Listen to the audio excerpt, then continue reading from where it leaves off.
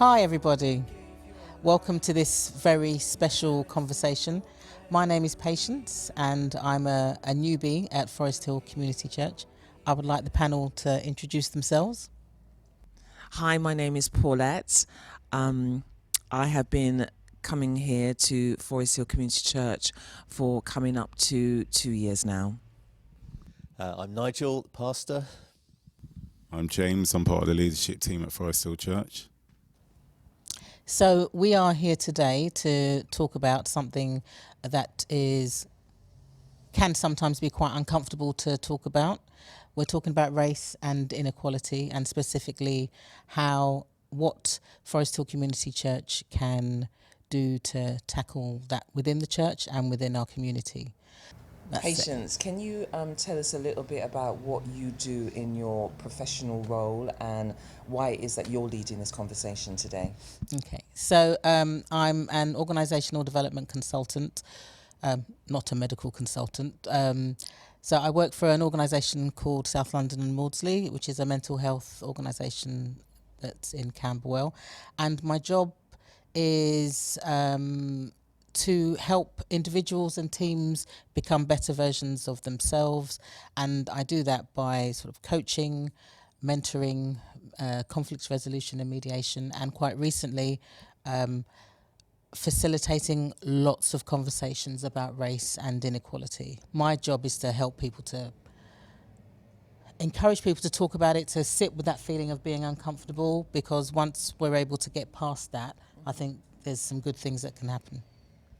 So I think what would be a good starter would be if each of us can talk about how we view race and inequality, what impact it may have had on us personally. Born in the 60s, I would say that I grew up in a multicultural Britain, but largely within a West Indian community. So although the school that I went to was mixed, I spent a lot of time mainly outside of school. I was in my community. Okay, so I can't say that it affected me because we were in our bubble. And a large part of that is because the communities, when my parents came to, although they were invited over, wasn't very welcoming. So they created their own community. So we lived in Camberwell / Brixton area, and everybody that I knew was Jamaican. Everybody knew each other. So in a sense, I was protected. My first racial encounter or racist encounter was while I was in primary school, and a young white boy told me to go back to, I think he may have called me a monkey, and told me to go back to my country. I went back home and mentioned this to my mom, and she let me know that this was my country, that I was born here, and that this was my country. So I can't say that I really experienced any racism until when I suppose when I became an adult and started working. Thank you. Yeah, I'd say for myself, I'll speak about myself as well as people that I know.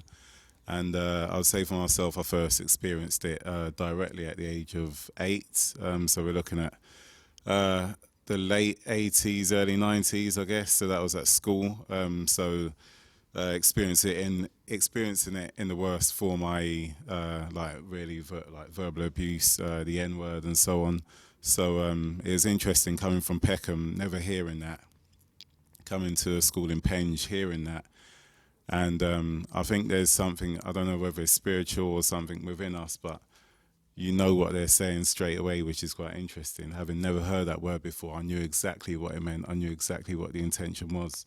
So I experienced that from the age of, as I said, 8. And I went to school in Lewisham, so you don't really experience it in that form, but you would experience it in other forms. So I guess from secondary school up to now, it's generally been in more subtle forms, if you like. Subtle maybe to people who aren't familiar with it, but to people who do experience it, it's as blatant as you can imagine. So everything from teachers always getting our names wrong, calling all of us Kevin, all of us Tyrone, to all walks of life really. So being looked down upon, being forgotten, you're in a group and you're the only one who's not spoken to, all that sort of thing. And your tone of voice, for a lot of us, our voices are quite deep, and that's not acceptable in many eyes. So that sort of thing really. So. Yeah, I mean, now they call it, microaggressions. So I remember, in one of my early on in my career, and someone taking a picture of me and saying, "Oh, give us one of your Caribbean smiles," and just a smile would have been enough, okay, but just, so hearing things like that, or always having comments made about your hair as well. I think you're right. I think in this country we're not. I guess we're fortunate enough that we're not experiencing overt racism in terms of when our parents came over and it was no blacks, no Irish, no dogs, or being called the N-word quite openly. But these microaggressions, these little sort of undercurrent racism is still there and still does have an impact. Nigel. Hi. I'd be interested to know what it's like, kind of hearing these things and hearing these experiences. I was in a meeting last week with a group of church leaders. Most of them were black, a few of them were white. And it was discussing these kind of issues, particularly around stop and search. And a pastor in Lewisham was leading the discussion. And that was an education for me, and I need to hear those things like I've needed to hear the things that you've shared. And they're dealing with issues like you get some really good lads in your church, 15, 16, come to worship on a Sunday, walking home, the police stop and search them in quite a rude and aggressive way. And they just feel crushed by that. And why does that happen to us? We try to be good. We come to church, and then there's police cars hauling us over, and we don't realise that. I don't realise that hasn't happened to my kids. Yes, I think you're right. I think the policing, the aggressive stop and search method that they use is an issue. I think also in schools, there's this thing about they call it the school to jail road that young black men will have to succumb to. So when it comes to our church and Forest Hill Community Church, what more do you think we can be doing? And this is a question for everybody. What more do you think that the church could be doing? Because we're not going to be able to solve the problem of policing, but in our own church bubble and in this community, what more do you think we could be doing or should be happening? So again, I'll draw on some of my experiences. I know a lot of people who live righteous, broadly speaking, but they're not going to come to Christ because they feel that the church, and I'll include this church in it, hasn't fully dealt with the past. There were cases where, not just in Ghana, in plenty of other countries, where people who represented the church, I know I'm sort of giving a bit of a history lesson, but I'll come back to my point. People who are representing the church went there as Christians, were worshipping in buildings, whilst below the worship point, people were being raped, killed, you name it. These were people who were representing the church. And a lot of black people to this day who have done their research, done their history, as everyone else learns about history, is aware of that and wonders why the church today doesn't acknowledge that. It's not just a case of saying, we're sorry that's happened, but these sort of things ripple through time. And I know a lot of people who feel that it's never been addressed, it's never been like fully addressed, really dissected, really broken down. Another big issue is the image of Jesus. Images are so powerful, and the image that currently circulates is a false image. So we know that in those times, Jesus didn't look like the current image that we often see. And I think this church needs to stop from this point onwards promoting that image, because it'd be almost like promoting an image of Jesus wearing a football kit. He wasn't playing football, wearing football kits in those days. So why would you keep putting that around? You're circulating a false image, which is inaccurate. But it's not just an inaccurate image, it's a dangerous image, because people use that image and have to gain upper hand. So you've had one race using that image to gain upper hand over other races. Image is a big thing, and we can't discount the impact of seeing that. And I'm not saying that you must put up a picture of Jesus looking like me, but put up a picture of what he actually looked like. After all, Jesus Christ and Christianity is supposed to be representing the truth. So it's a bit weird that we're talking about the truth, but then we're also circulating a lie. There's also, again, with regards to the truth, we have to be truthful. And there are some leaders who are blatantly racist, who have said things about watermelon smiles, who have said when someone's kneeling with regards to the national anthem, people like that should be fired, and said with such vim and vigor. And leaders who are comfortable with police brutalizing black people over protesting. The church needs to put its nose in these things and get involved. Or, as I said, you'll continue to have people who I know, and there are millions of people like me who, as I said, live righteously but will never come to Christ because of those things, because they feel that the church doesn't really care. Thank you. In a nutshell. That's a really powerful. You raised some really good points, and I think there's some. Sorry, no, I was just going to say I've got 2 more points. Oh, you got 2 more points. Okay, go ahead. Go. Just really quickly.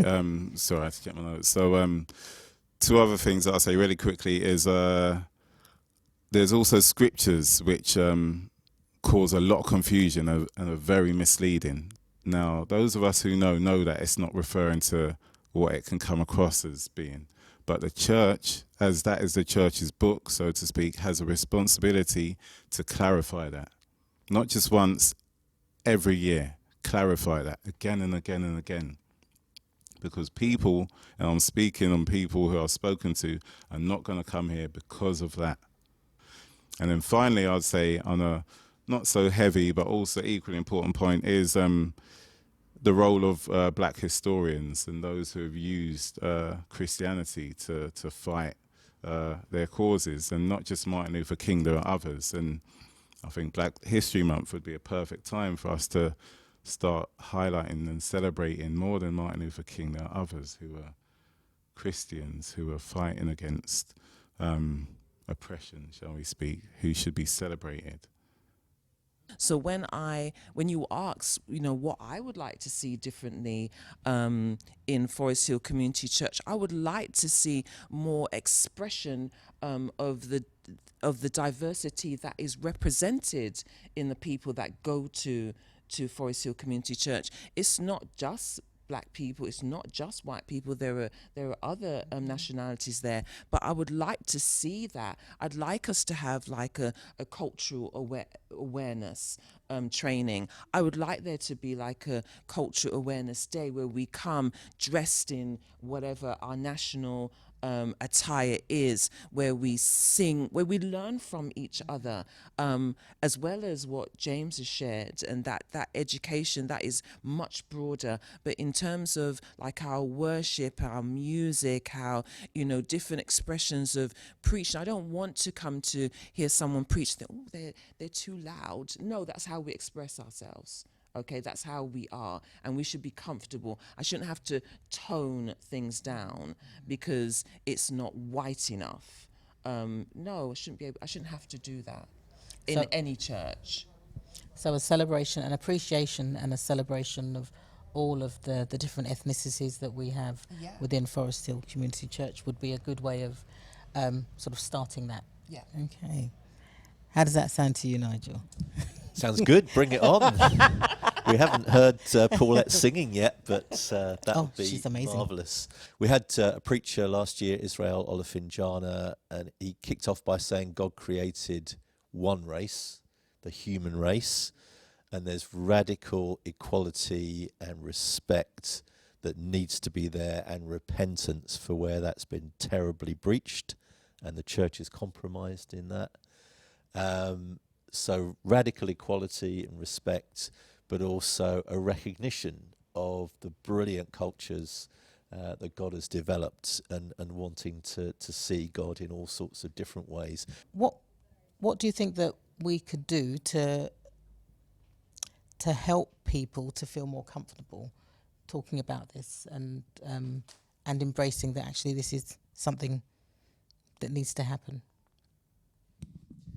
I think that's difficult in that people are a bit scared and a bit careful about what they say. If people are free to articulate things and say things that aren't PC, but just to get it out their mouths, and they may get it out their mouths and realise they got it wrong and it's hurtful and they need to repent, or they may have a perspective that needs to be heard, but people would need to feel free and have a lot of grace for each other, and work through the pain, have more openness, but hopefully get to a place of deeper connection and relationship, and deeper respect for one another. People are uncomfortable, but that's okay. I think just starting out, just saying it's okay to be uncomfortable. It's okay to sit in that discomfort and from there to see what to do next. To have those conversations, to ask questions. There's so much resources. If it just means just that you have to pick on one particular area to look at, then do that, because it can be overwhelming as well. But it's just starting somewhere, really. Because yes, I think you're right. I think sometimes the fear of saying the wrong thing can paralyze people, so they don't end up saying anything.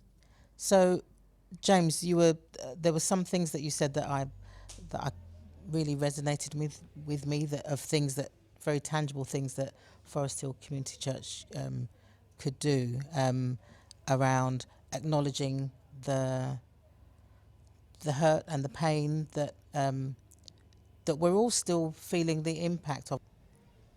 I think you'd have to have services that cover these topics, and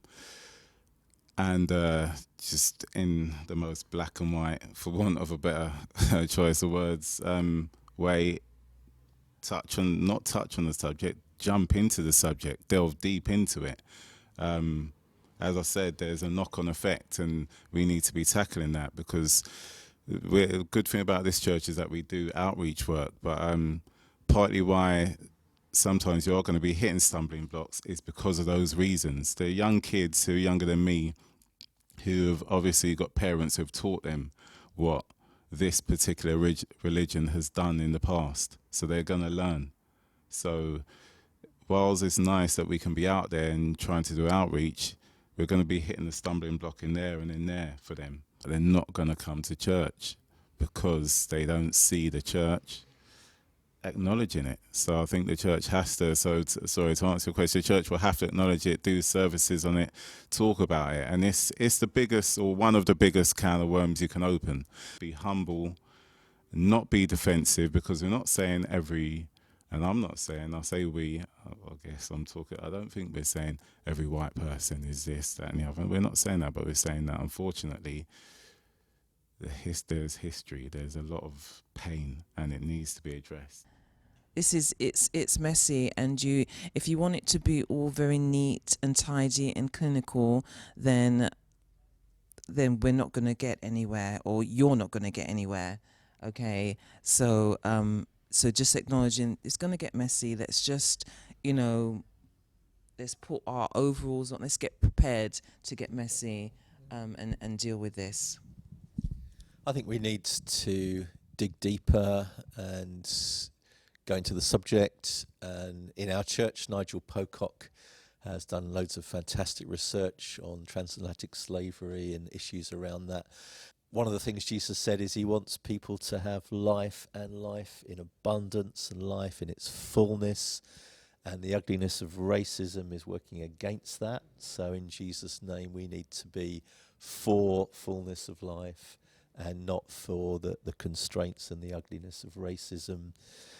Jesus radically identifies with people. He left the glories and perfection and wonder of heaven and came down onto the earth in poverty.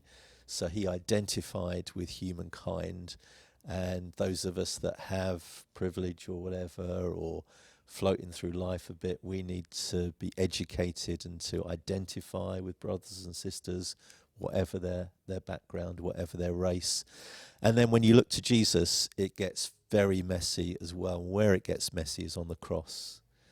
So to deal with the ugliness and pain of human sin and anger and the way people have been treated, Jesus was beaten and whipped and abused, and everything was thrown at him, and then he was nailed to a cross and he died.